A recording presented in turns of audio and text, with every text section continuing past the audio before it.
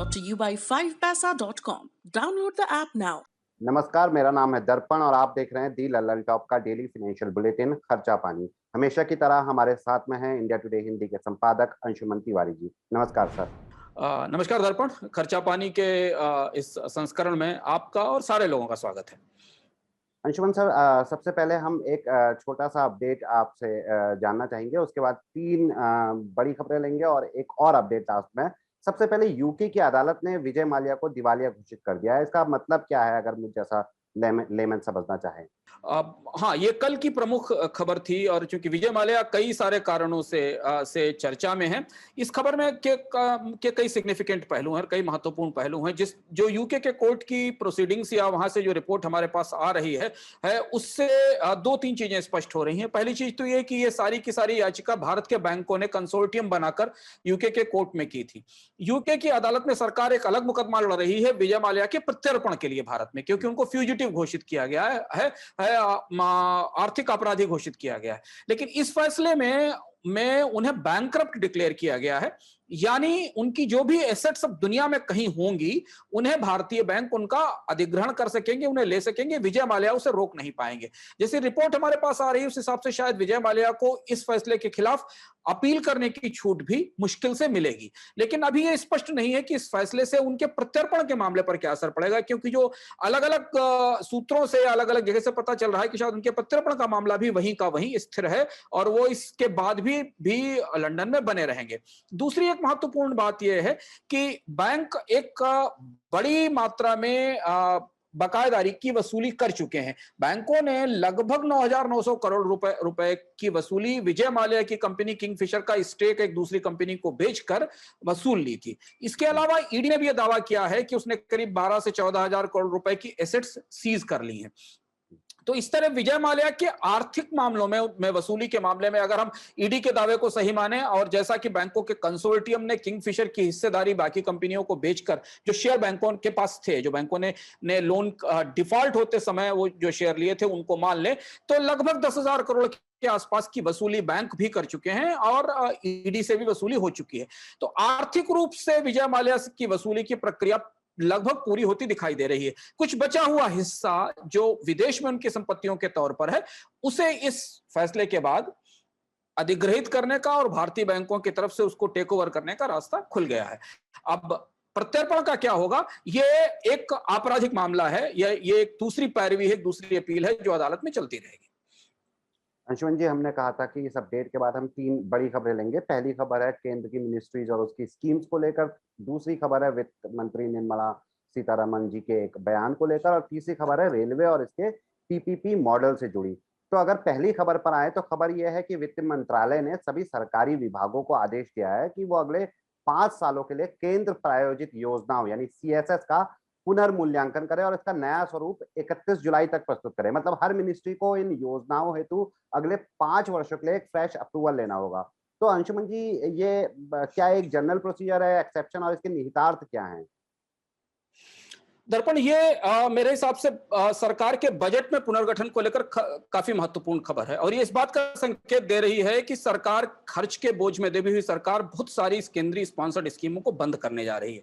ये प्रक्रिया हालांकि कुछ साल पहले शुरू हुई थी, पर सरकार और केंद्र सरकार के विभिन्न विभागों में असहमति और तालमेल न होने के कारण इन स्कीमों को बंद नहीं किया जा सका।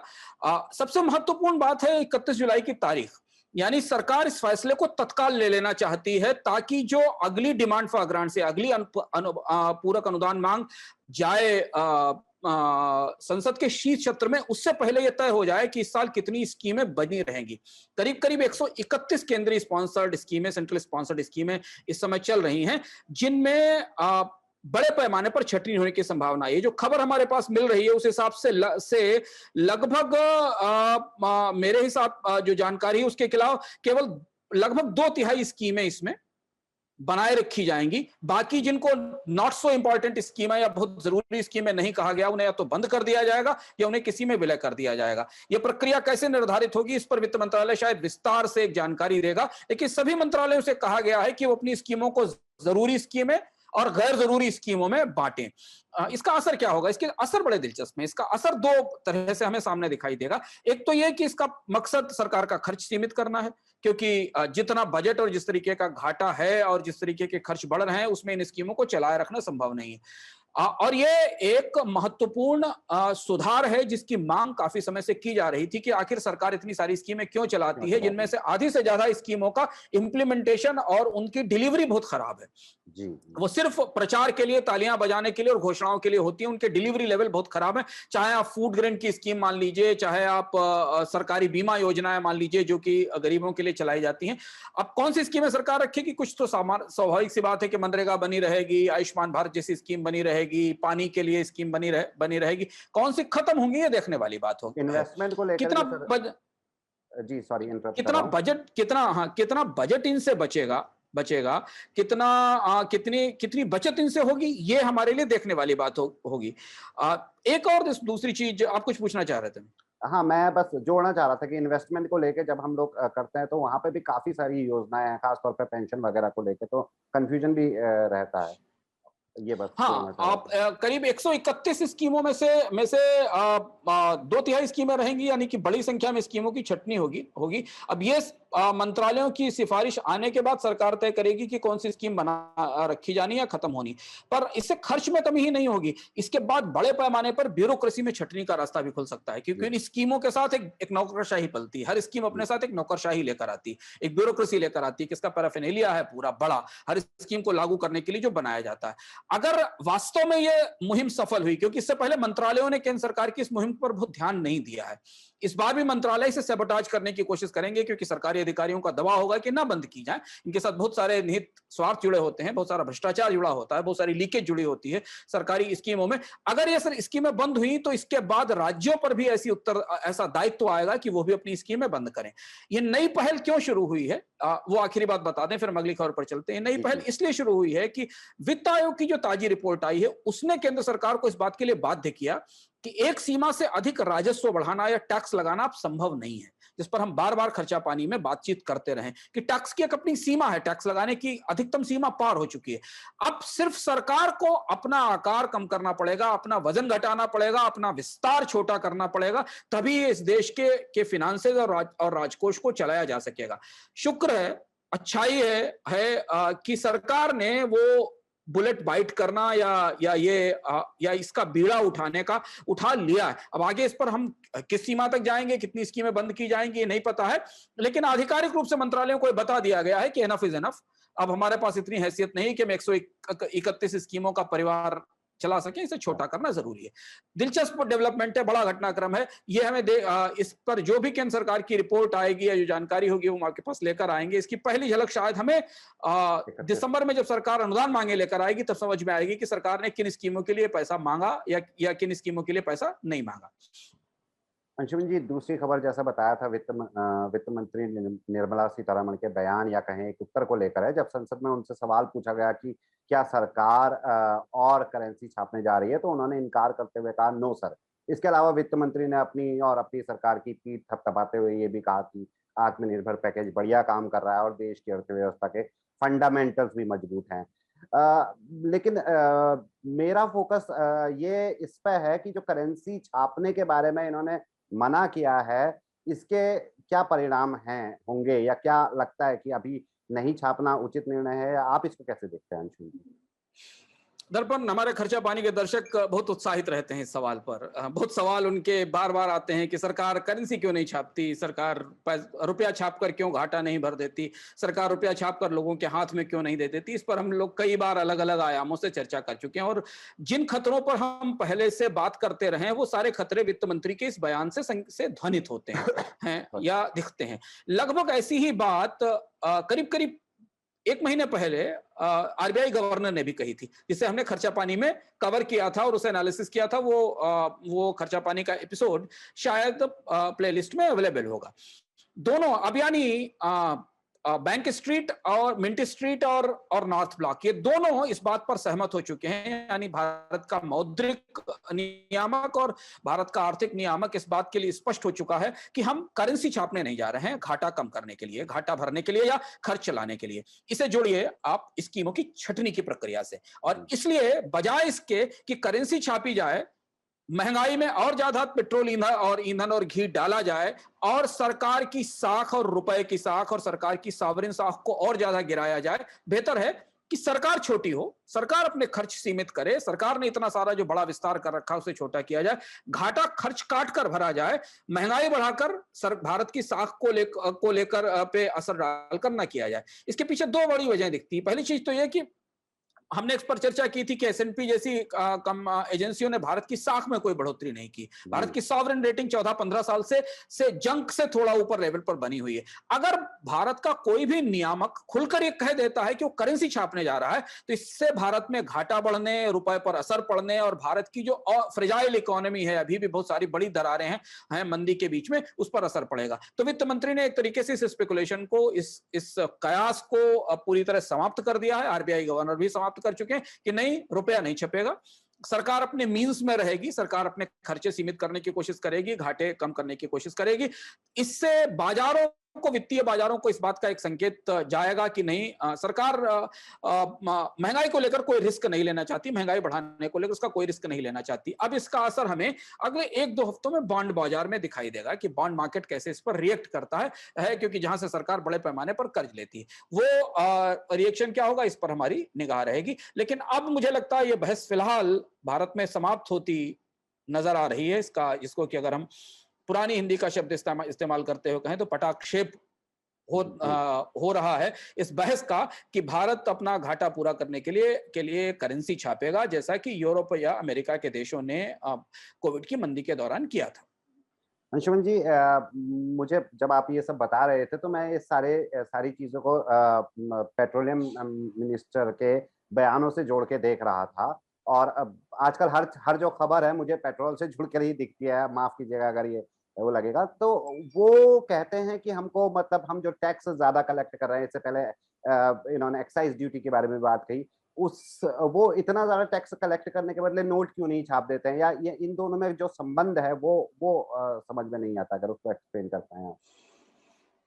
दर्पण, ये आपने एक दिलचस्प मुद्दे की तरफ इशारा किया। आज सुबह से कई लोग पूछ रहे हैं, कल पेट्रोलियम मंत्री ने सदन में ये बताने की कोशिश की, देश को ये बताने की कोशिश की, हालांकि देश को ये पता था, बताने की कोशिश की कि 3,35,000 करोड़ रुपए जो पेट्रोल डीजल पर टैक्स लगाकर कलेक्ट किए गए, उसी से तो आपको फ्री वैक्सीन मिल रही है, उसी से तो आपको फ्री अनाज मिल रहा है, उसी से तो पूरा आत्मनिर्भर पैकेज चल रहा है।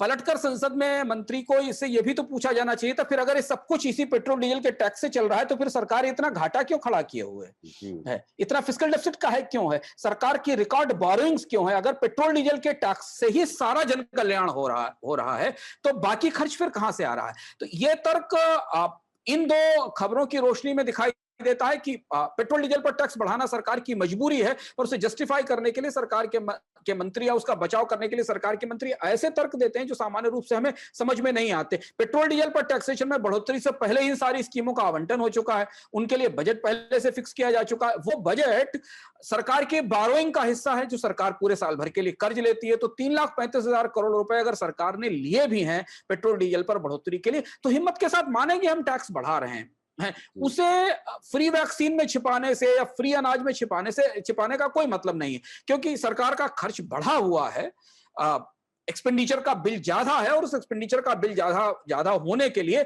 लोगों को टैक्स का बोझ उठाना पड़ रहा है। पर यह सवाल हमेशा बना रहेगा कि सरकार जितनी रियायतें कंपनियों को टैक्स में देती है, उसकी आधी भी रियायतें आम उपभोक्ताओं को क्यों नहीं देती। आखिर आम लोगों से ही उस टैक्स की वसूली क्यों की जाती है, जिसके बदले कॉर्पोरेट को रियायत दी जाती है, ये कहकर कि वो नौकरियां देंगे। ये बहस लगातार बनी रहेगी। अंशुमन जी, तीसरी बड़ी खबर की ओर आए तो बात यह है कि कोट अनकोट सूत्रों के हवाले से पता चला है कि रेलवे में पीपीपी मॉडल यानी प्राइवेट पब्लिक पार्टनरशिप प्रोजेक्ट ज्यादा सफल होता नहीं दिख रहा है। मतलब प्राइवेट ट्रेनों को चलाने के सरकार के महत्वाकांक्षी प्लान को कोई खास अच्छा रिस्पॉन्स नहीं मिल रहा है। महत्वपूर्ण खबर है मेरे हिसाब, और इसलिए हमने इसको शामिल किया है क्योंकि रेल के प्राइवेटाइजेशन के ऊपर बहुत सारी बहसें, बहुत सारी चर्चाएं पिछले एक साल में हमने देखी। जब सरकार ने यह कहा कि वो रेलवे के डिफरेंट रूट्स को 12 क्लस्टर्स में बांटकर प्राइवेट सेक्टर को ट्रेनें चलाने की अनुमति देगी, जिसे लोगों ने प्राइवेटाइजेशन कहा, जो प्राइवेटाइजेशन नहीं था रेलवे का। ट्रेनें चलाने के, ट्रेन को ऑपरेशन करने के की बिड मंगाई गई थी कि प्राइवेट कंपनियां उसको चला सके। जब वो हो रहा था तब भी शायद हमने चर्चा की थी, खर्चा पानी में तो संकेत दिया था कि जैसा बाजार है इस समय, जो स्थिति है उस समय रेलवे को, और जिस तरीके का कंपटीशन है एयरलाइंस से, उस स्थिति में रेलवे की ये ट्रेनें चलाएगा कौन, और इन पर रेवेन्यू का कमिटमेंट केंद्र रेल मंत्रालय को कौन देने को तैयार होगा इन रूट्स के ऊपर, जबकि पैसेंजर्स नहीं है। इन ट्रेनों में के बढ़े हुए किराए पर कौन जाना चाहेगा, क्योंकि अगर उस पर किराया बढ़ेगा ट्रेन का, प्राइवेट ट्रेन का, तो उसी सुविधा में या उसी किराए में लोग एयर सर्विस या विमान यात्रा करना पसंद करेंगे। ये कंपटीशन लगातार चल रहा है। लगभग वैसा ही हुआ। जो रिपोर्ट हमारे पास आई सूत्रों के हवाले से, मिंट की एक खबर है, ये बता रही है कि 12 क्लस्टर्स में से केवल 3 क्लस्टर्स में प्राइवेट सेक्टर ने इंटरेस्ट लिया है, जिसे हमें भारत का सबसे एम्बिशियस रेलवे मॉडर्नाइजेशन और रेलवे को मॉडर्न बनाने का प्राइवेट पार्टनरशिप का सबसे बड़ा कार्यक्रम बताया गया था। उसकी भी गत लगभग कोयला सेक्टर के प्राइवेटाइजेशन जैसी बन रही है। जैसे कि कोल माइंस के प्राइवेटाइजेशन को लेकर बड़े दावे हुए थे पर फाइनली उसमें बिड्स नहीं आई, वैसे ही रेलवे में स्थिति है। जो सूचना मिल रही है उस हिसाब से केवल 3 क्लस्टर, दिल्ली 1, दिल्ली 2 और मुंबई 2 में लिमिटेड बिड्स मिली हैं, बहुत कम बिड्स मिली हैं। इसमें से एक बिड तो सरकार की ही अपनी कंपनी की है, आईआरसीटीसी की, जो Indian railway catering and tourism corporation है, जो मुंबई 2 पे अकेला बिडर है, जिसने मुंबई 2 में अकेले बिड किया। यानी आईआरसीटीसी अपनी एक ट्रेन चलाना चाहता है इस रूट के ऊपर, जिस ट्रेन का ऑपरेशन वो करेगा, और उसने करीब 18% के आसपास का रेवेन्यू शेयर सरकार को कोट किया है। इसका मतलब यह है कि अगर 100 रुपया आईआरसीटीसी इस रूट पर कमाएगा तो 18 रुपए वो रेलवे मंत्रालय को देगा।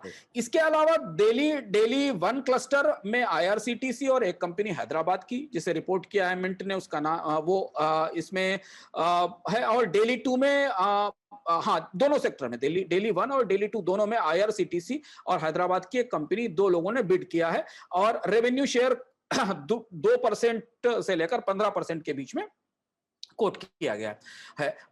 इसके अलावा वैसे करीब 1 दर्जन फर्म्स थी सॉरी दर्पण करीब 1 दर्जन फर्म्स थी जिन्होंने क्वालिफाई किया था फाइनेंशियल बिड्स डालने के लिए, लेकिन उनमें से केवल 3 क्लस्टर्स में हमारे रेलवे के पास बिड आई है। इस हिसाब से हमें यह नजर आ रहा है कि बहुत सारे और क्लस्टर, जैसे मुंबई 1 क्लस्टर था, चंडीगढ़ क्लस्टर था, हावड़ा क्लस्टर था, पटना क्लस्टर था, प्रयागराज क्लस्टर था, सिकंदराबाद क्लस्टर था, जयपुर क्लस्टर था, चेन्नई क्लस्टर था और बेंगलुरु क्लस्टर थे। इतने क्लस्टर्स में बांटा गया था रेलवे को, जहां प्राइवेट सेक्टर को ट्रेनें चलाने के लिए आमंत्रित किया गया था। वो क्लस्टर्स खाली पड़े हुए हैं, प्राइवेट सेक्टर ने उसमें कोई रुचि नहीं दिखाई है।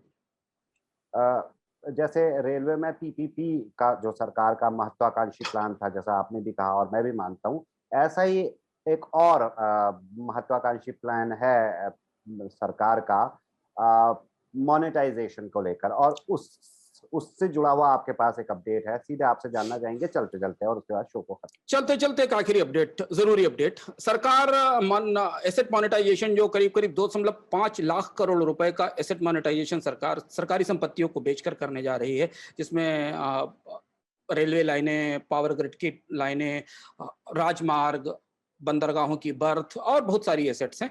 उसके लिए सरकार ने एक डैशबोर्ड बनाया है। उस डैशबोर्ड के जरिए यह पता चलेगा कि रियल टाइम में मोनेटाइजेशन की रफ्तार कहां पहुंची है और कितनी एसेट्स के बायर या खरीदने वाले या उसमें हिस्सेदारी करने वाले लोग आ चुके हैं। ऐसा डैशबोर्ड शायद इन्वेस्टर्स के लिए ज्यादा महत्वपूर्ण होगा, जो इन्वेस्टर्स इनमें इन्वेस्ट करना चाहते हैं, पर हमारे लिए ये अच्छा है, देश के लिए अच्छा है कि कम से कम उसे पता चलेगा कि कौन सी एसेट्स किस तरह से मोनेटाइज हो रही है। ये एक्सरसाइज, ये पूरी एक्सरसाइज जैसे कि नेशनल इंफ्रास्ट्रक्चर पाइपलाइन करके एक परियोजना बनाई गई है जिसमें प्राइवेट सेक्टर से बिड मंगाई जा रही है, लगभग उस तरीके की है। तो यदि ये पोर्टल सक्सेसफुली लॉन्च होता और आता है तो हम आप और बहुत सारे लोग ये जान पाएंगे कि कौन सी एसेट मोनेटाइज हो रही है, उसे कौन ले रहा है शायद, और उस मोनेटाइजेशन का अपडेट क्या है। तो कहा जा सकता है कि इससे पारदर्शिता कम से कम बढ़ेगी। अगर हमारी उसमें रुचि ना भी हो एक आम आदमी की, तो भी पारदर्शिता में बढ़ावा मिलेगा। अंशुमन जी, दर्शकों से भी कहना चाहेंगे कि ये था आज का खर्चा पानी। शो कैसा लगा कमेंट करके जरूर बताएं हमारे दर्शक हमें। शुक्रिया अंशुमन जी, आपका भी बहुत बहुत शुक्रिया। बहुत बहुत धन्यवाद।